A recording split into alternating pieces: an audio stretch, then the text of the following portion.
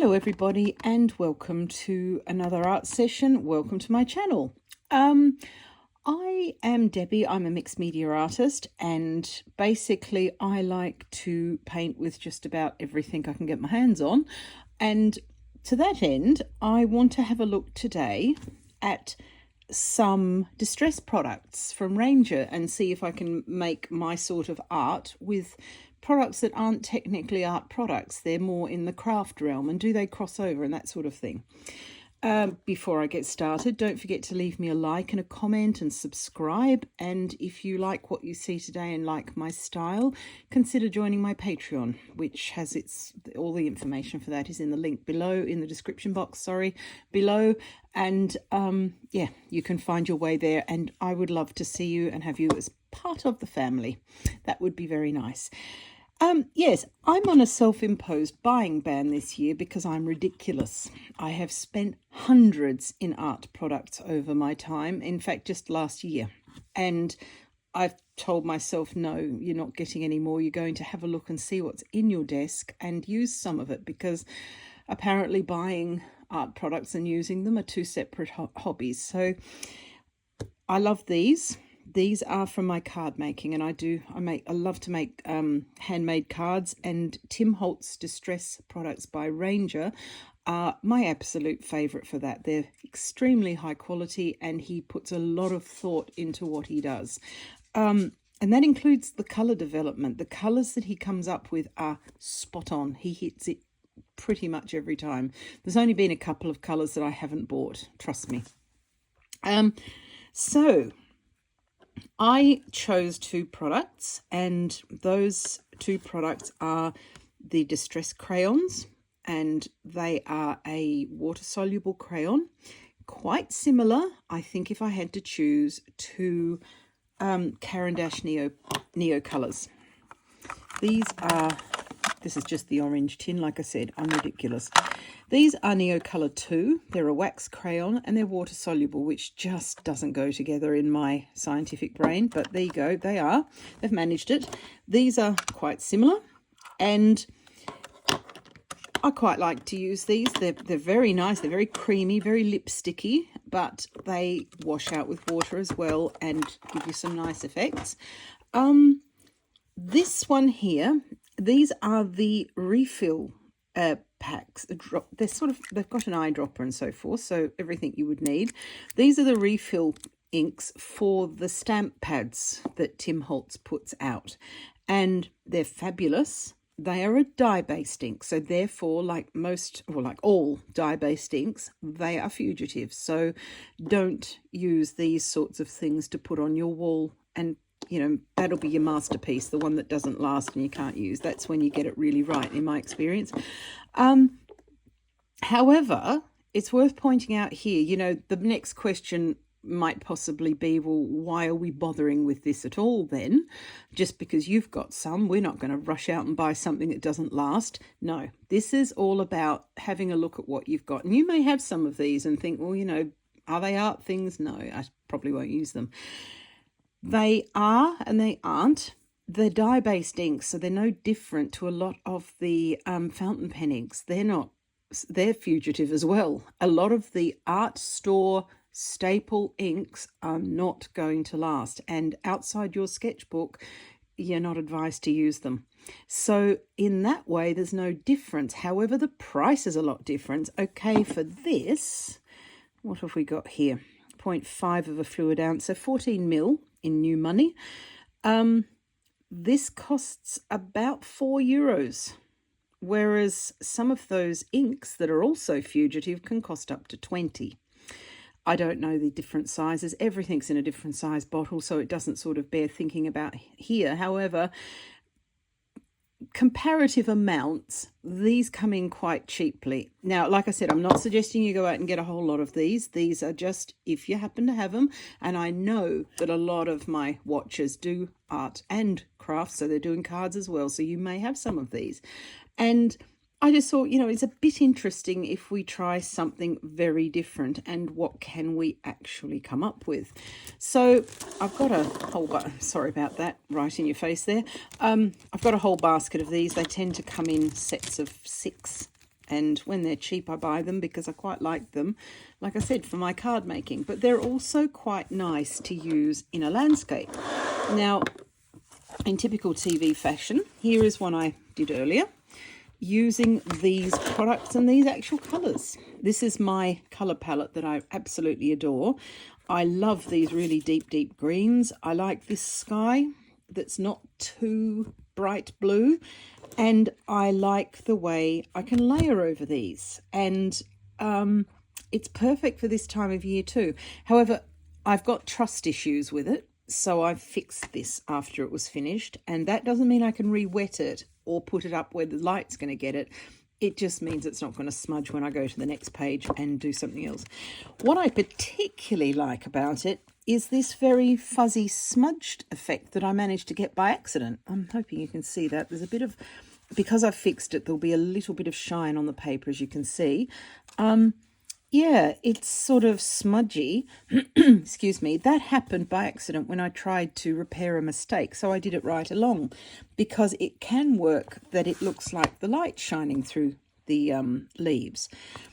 The leaves here and also the deeper dark colours here are all done with the Distress ink, and the rest of the substrate is done with the markers. And then I've gone over the top with some coloured pencil and also some acrylic marker, do some flowers, just bits and pieces. It is a quick sketch in a sketchbook. I just wanted to see what happened. Quite happy with it. Like Neocolor, when you put these down and then wet them and dissolve them out, they do change consistency. For example, if you were to put them on and just rub them, and you can get effects like that, they stay waxy and you can't go over the top of them with coloured pencils and markers and things like that. So that's the opposite of ideal. However, if you put them down and then wet them out, they change. And you can, and Neocolors are exactly the same. If you draw on something with Neocolor, try to go over it with coloured pencil, good luck. It depends which coloured pencil you have, but mostly good luck. It won't work so well. So by wetting them out, you change the consistency. A chemical reaction takes place. You change the consistency, and then when it's dry, it has to be fully dry, you can then go over it. And these are kind of the same. The teensy criticism I've got about these is the pigment payoff is just not there, and you do tend, when you wet them out, they tend to go quite pale. However, I like that for the sky. That was a lot darker when I started, as you're about to see, and now it looks like this, so it's all good. So yes, just some thoughts, but if you happen to have some of these, like I said, I am not sending anybody out to the art store, trust me, but if you do happen to have some, then it's quite a nice idea to use them, because you can use them for more than just one thing. I'm working in my Hahnemühle Heritage, I believe it is. I'm not quite sure, so don't quote me on that. But it's very, very smooth, mixed media paper, and it is from Hahnemühle. It's a really quite nice linen. I don't know if this is still going because I cannot find another. I'm looking for a bigger one and I can't find them anywhere. But the paper's nice and smooth. So whatever you've got with nice smooth paper, we're good to go. So I started out here with speckled egg. The other thing Tim Holtz is very good at is naming things. Everything's just, it's as cute as. And just put it down onto the page, coming down to where I want to be. These are sort of a twist out, again, like lipstick, and they feel very creamy to use. They're really lovely to use. They're lovely to use for their intended use as well. But this is just a bonus. This one is tumbled glass. And I'm just going to blue the sky up a little bit along the top. Again, you can take them out. There's not very much kit there at all that's required. So you've not got to carry 5 suitcases every time you want to go out and paint something. This one's picket fence, which is the white one. Sorry, I'm just a bit off camera there. And just lighten it up a little bit. And now the magic happens when you wet that out. So I'm going to use my beloved Dome Blender. This is a Deco Art one. They don't have the goodness, it's a dirty Deco Art one. That won't matter. I'm going to put a tree there.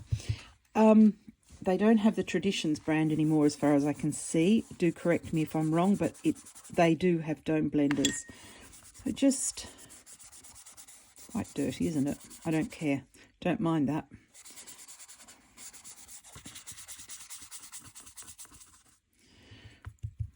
Mind you, it tends to be a bit excessive, I think. It's a quick sketch and I'm trying very hard not to overthink it. Just grabbed another dome blender. The reason I like the dome blender is I can scrub with it. Yeah, that is really a bit green, that side. Still, we shall see what we can make of it. So as you can see, it's quite pale, but it works really well for a sky. Even if it is a green one. Well, it'll be fine. Like I said, I'm trying not to fuss because it's my sketchbook. I fuss because I'm a fuss pot, but I'm trying not to. Going in now with forest moss. I want some trees here in the background. And I think out of all the colours, this was the biggest disappointment because this is exactly the green I love. And it's the colour of green that I love. But when I wet it out, it went quite pale. However, it did allow me to go back in afterwards with my with the ink and go over the top of it and add a little bit of colour back in. So I found a way to forgive it.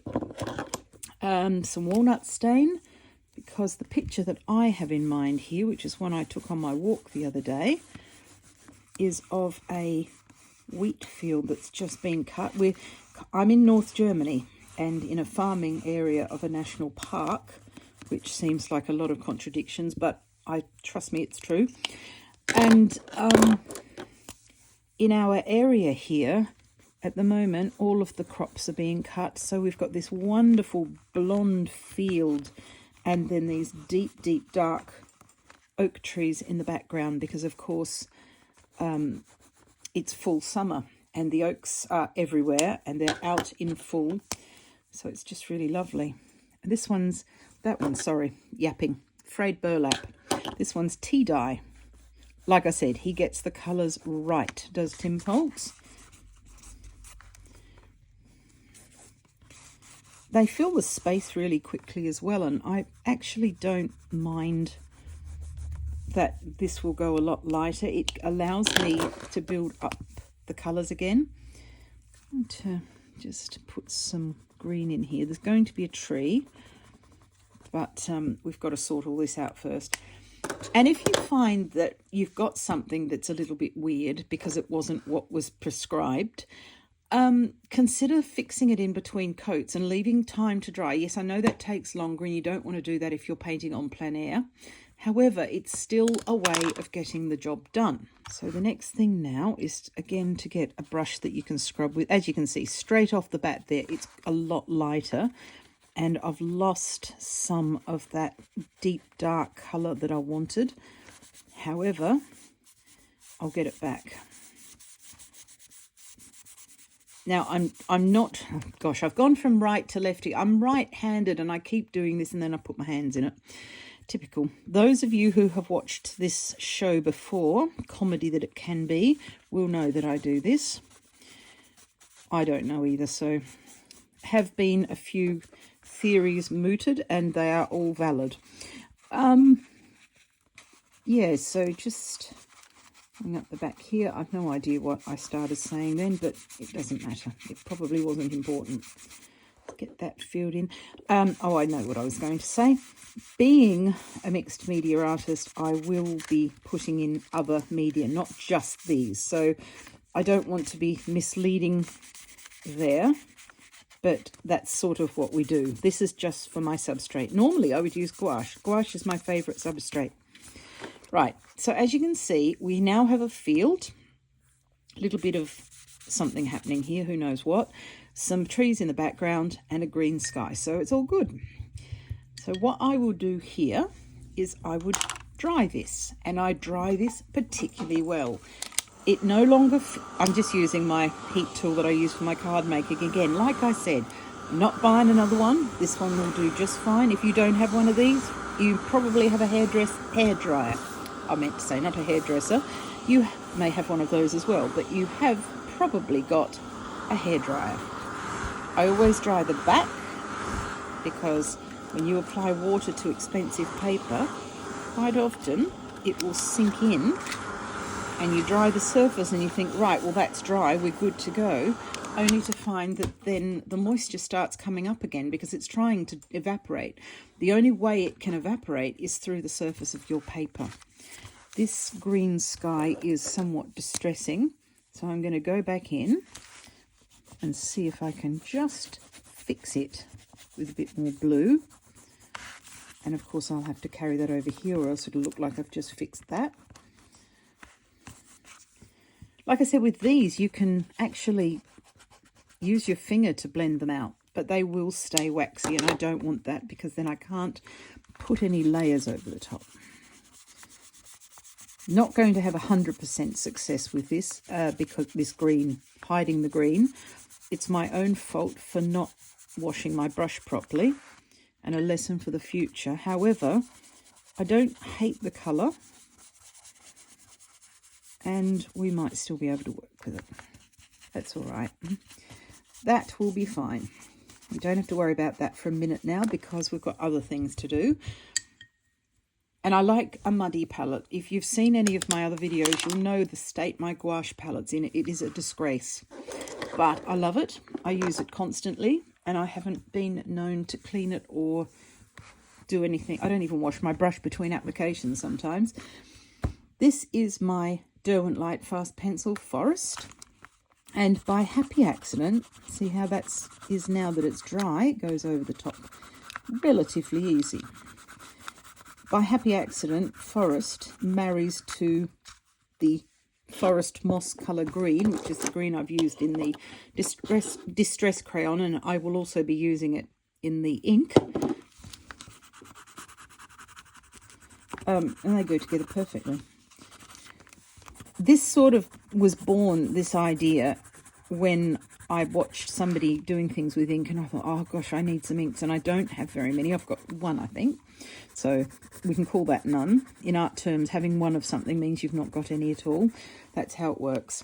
And I thought, I really, really, really want some ink, and I want to play with ink. I don't have any ink. And then I looked and I thought, oh, wait, I've got heaps. I've got a tray. I've got about 80 of these colours in these bottles. I have ink, and it's dye-based ink. So whether it's dye-based from the art shop or dye-based from somewhere else, it's going to have the same effect. This is my second.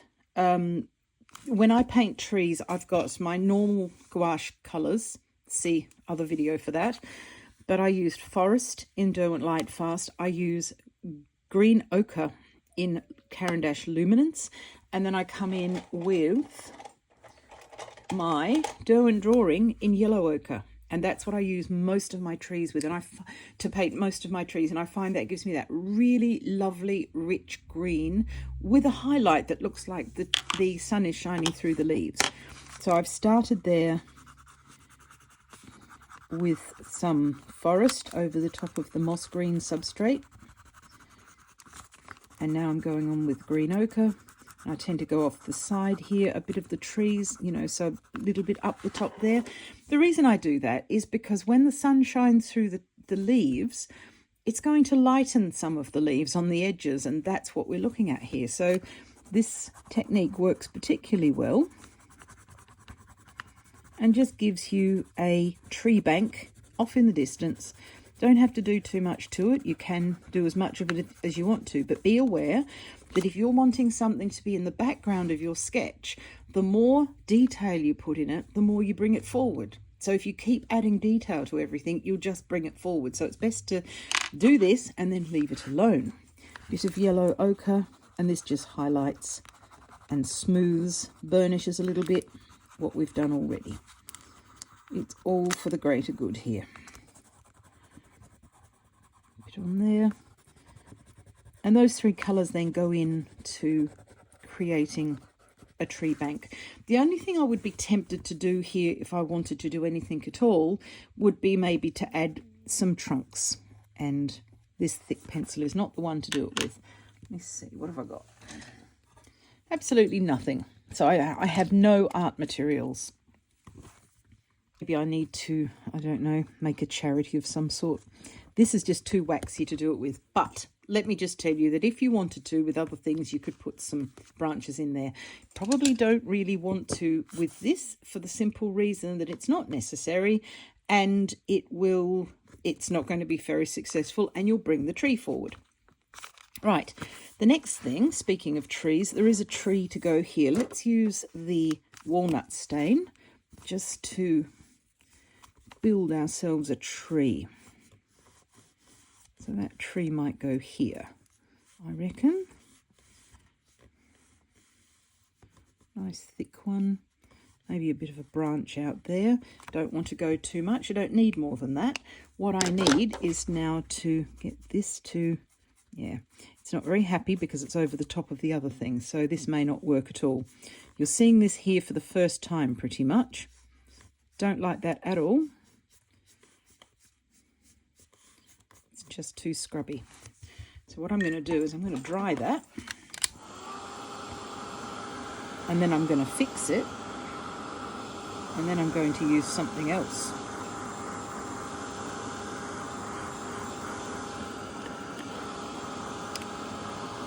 So dry it quite well. Use a spray fixative. I'm just using simple hairspray. Just a cheap hairspray from the supermarket rather than expensive fixatives, because this is just an experiment.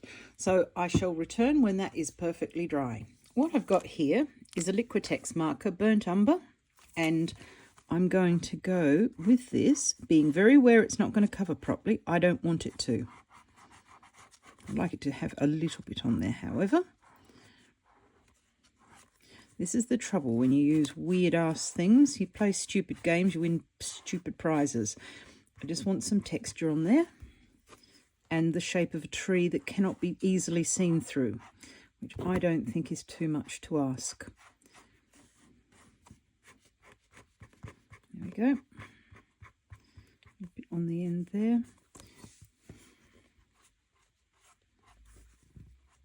It's got quite a nice texture.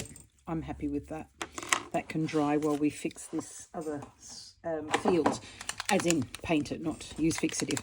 I'm using a Posca marker. It's a nice big one because I want to get some texture. This might be a little bit light. I think it is actually. I'm going to trade down one. Then I shall use an edding marker in a slightly different colour because I'm after a blonde straw colour, and I think you're starting to see why I say I'm not allowed to go in shopping for any more art materials. It's not just art materials either. I was doing a recipe the other day that said to roll out the results of what I was making on a piece of travertine marble. I went to the cupboard and got a piece of travertine marble, and it was then it hit me. I thought, this is ridiculous.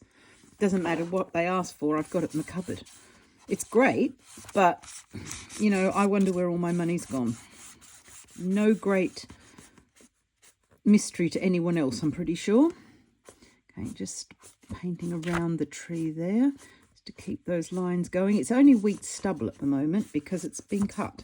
So we're just needing marks that give us the effect of wheat stubble. And then you can go over those with some colours. What have I got here that might be interesting? I'm thinking Derwent drawing in warm earth so that we can just sort of knock some of this back and put some texture in. It's all about the texture. We're after very quick sketches. It's literally a sketch. It is not a masterpiece. It's not supposed to be. A little bit of warm earth, and as you can see, that knocks back the acrylic without actually getting rid of it. You've still got the benefit of it. We could probably, I'm thinking that's almost dry. Let's see if we can get away with putting some highlight on the tree. And I'm using my Derwent drawing wheat. Yeah, not a lot. Not that happy. Getting something there. Happy with that. Just a little bit of colour. Maybe a bit on the field. I tend to not do something in just one area. I'll do it elsewhere as well. Forest, not two out at once. So this is back to my forest green. and I'm just bringing some of the colour here down onto the field, just a little bit. I don't want stripes, I want to blend one colour into the next. And here on the edge you've got a little bit of shade, you see, and some grasses, so give that some texture. That will all make sense in a moment.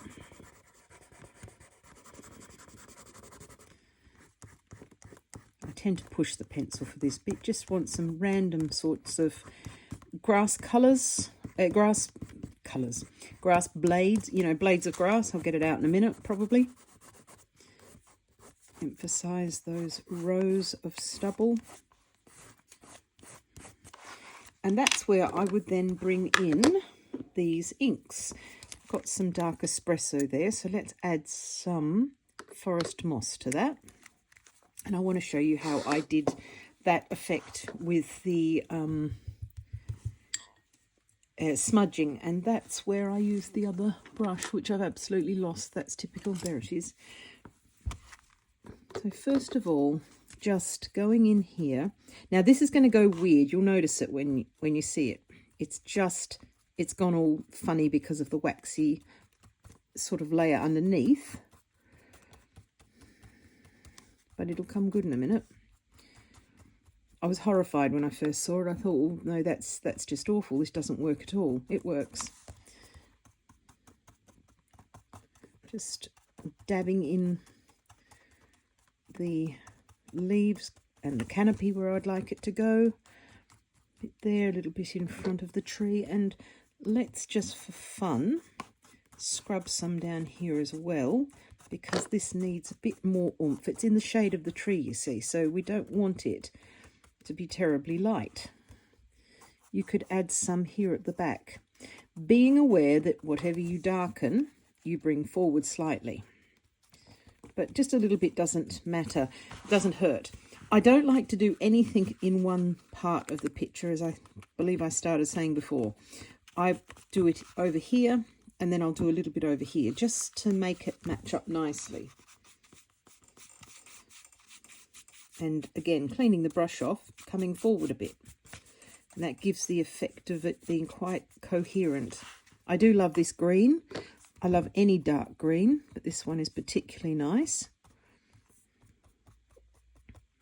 Now, the other thing to remember about these sorts of inks, and this is actually true, again, of bona fide expensive art products, is if you re-wet them, they'll disappear, as in they'll smudge. So you can't, but you're not going to get, put it this way, if your sketchbook ends up getting wet, you've probably wrecked more than just this one picture.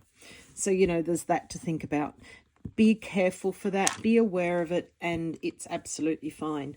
What I did then was I've just got a cloth. This is just a plain, well-used cloth, and I dabbed at it. That helps to dry it, and also just smudge it slightly with your finger in the cloth to get that sort of dreamy colour. Do it here too if things are a little bit harder, if there are harsh edges and things like that.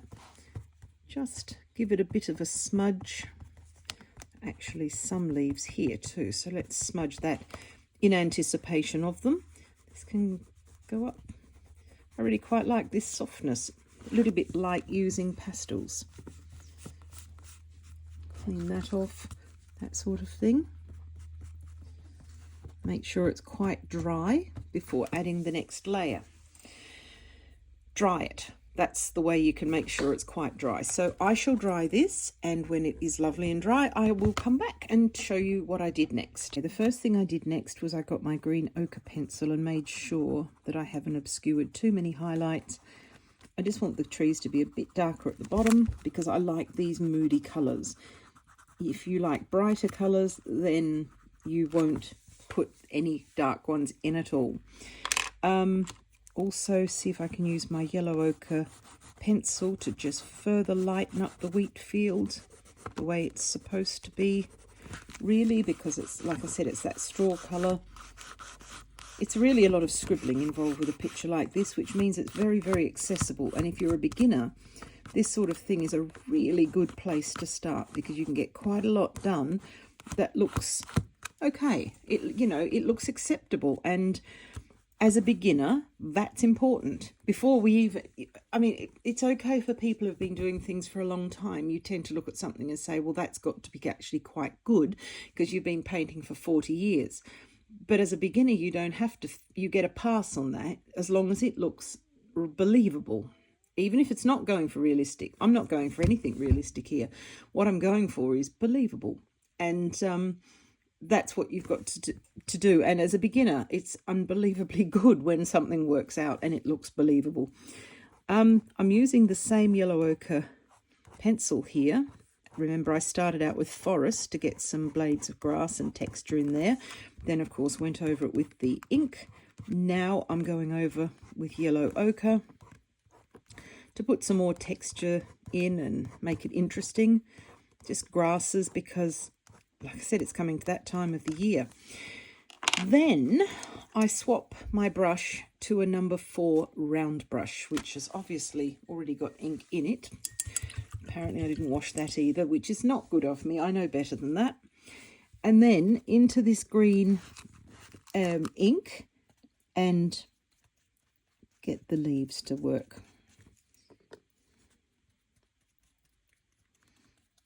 And at first, of course, they don't want to.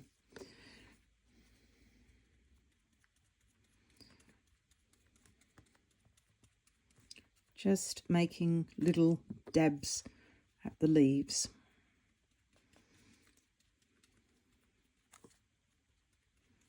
When they settle down a bit, you can go over them again.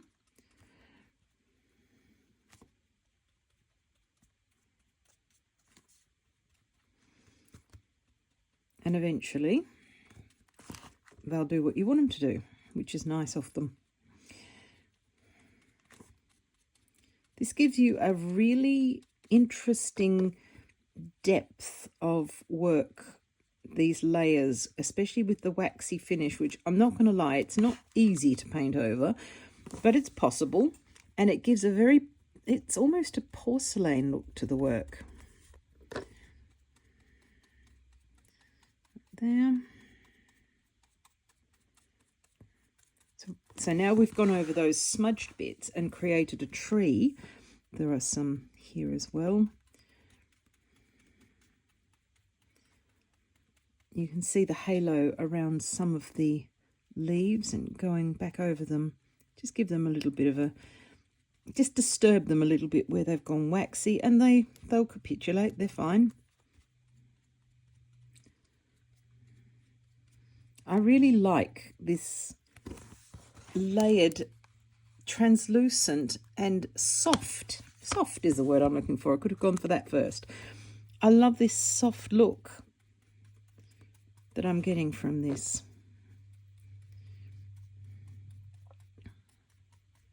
It's not altogether difficult. I guess the biggest thing is understanding what you're working with. You understand that if you're going over waxy layers, it's going to give you some difficulty because most of these are water soluble, which is fine, but it does work, and understanding to fix them. See, over this side, for example, we might assume there's another tree here and put some more leaves, because I quite like these leaf canopies over the top. So you might just a hint. It also, otherwise there's not much going on this side of the page. It's all happening here. And this means that it sort of ties it together, because you can assume that there is another tree here. There was, but it wasn't in my photo that I took. Just let those go out a little bit. Stop it from being waxy and all beaded.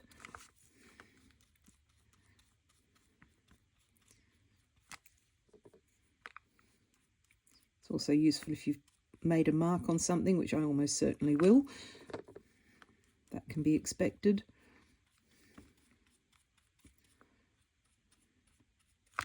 Yeah, just a little bit there. This here just needs a bit more work. It's all in silhouette because you're looking against the sun, so you don't have to highlight this or do anything else to it.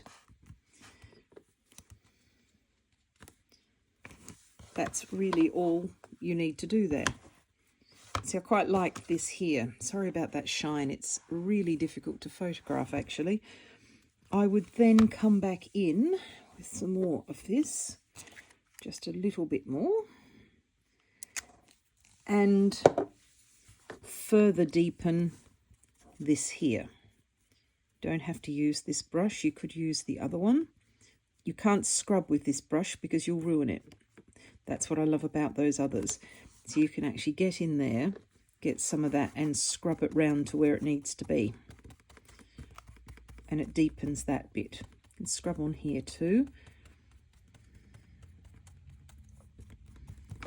But by doing that, let's see, we can do that a bit here too. So you can either rub with your finger in the cloth like I showed you before, or another way to do it is with your brush, just to make some soft, very soft leaves. I really like this, and I'm going to see if I can adapt this to my other media as well. This will take a while to dry if you leave it. I'm going to make it dry because I want it to happen today.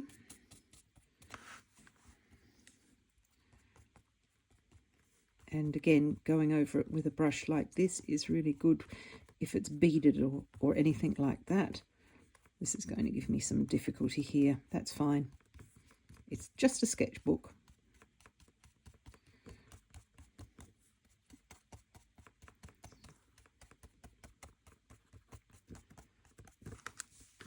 Okay. And then over here again, normally once this is dry, you can put some of the leaves in because you need a bit more definition than this.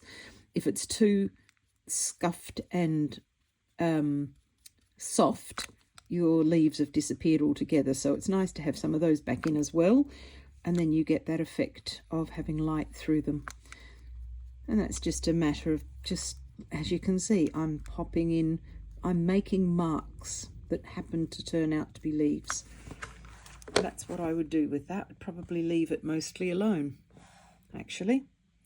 Give it a good dry, and I will show you what it looks like. Okay, this has a way to go before it's completely dry, but as you can see, it's better. I really just love this dark moodiness in a sketch, and it's quick. I don't mind using these. I like the porcelain look, that very nice softness. Like I said, you wouldn't get that with gouache because what you've got here underneath is this waxy coating from the crayons, and although it gets better when you wet it out, as I said, it never really goes away, which means the paint layers that you put on the top of it move around a lot more easily. And you then end up with these soft effects that you can't get with gouache. And I think that's the take-home message that I'd like to push is you can't use the same thing for everything and expect different results. Some media behaves this way, some media behaves this way, and you've really got to embrace it all, use it all, and get to know what you use in each situation. See, I might paint something then this afternoon, and I'll use totally different media because I don't want this effect. I want something else. And that's where you start to become a good or a better artist because you're understanding your media and understanding your products. So I do hope you've enjoyed that very quick sketch. I do apologize about the shine. It's one of those hazards. All my lights here are fighting with it. But I hope you enjoyed seeing that and you can find it useful and perhaps find a way to use the techniques, maybe even have a look what you've got for other arts or crafts that you might do and have a look and see what you can use. I mean, another famous crossover, just while I grab it here, is the Stabilo Woodies. They are another water-soluble product that you can use. But the reason I've just grabbed one of those is because these are not art quality. These are for kids. Yet you can do quite a lot with them in your art practice. So second take-home message is don't be a snob. Just if you've got something that's interesting, have a go and see what you can do with it, because you never know when you discover something that's actually quite useful and you can stow that information away for later. But that is the absolute beauty of having a sketchbook. You play, you make your mistakes in the sketchbook, and write down what you do and what you've used, because trust me, you won't remember. And that's very frustrating when something's worked. So yeah, thank you so much for watching. I do hope you enjoyed that. Like I said, if you like my art style and would like to learn more about these sorts of things, check me out on Patreon. And yeah, there's lots and lots of stuff up there now, because I do a video a week actually, plus a few other bits and bobs as well. So there's lots and lots of stuff there, and it's a lot cheaper than you think. So because, you know, I understand that we need to keep our money to go to the art shop with, so we're not going to put it into something that's not needed. Have a good day. Thank you for watching. I appreciate your time, and I will see you next Monday. Bye for now.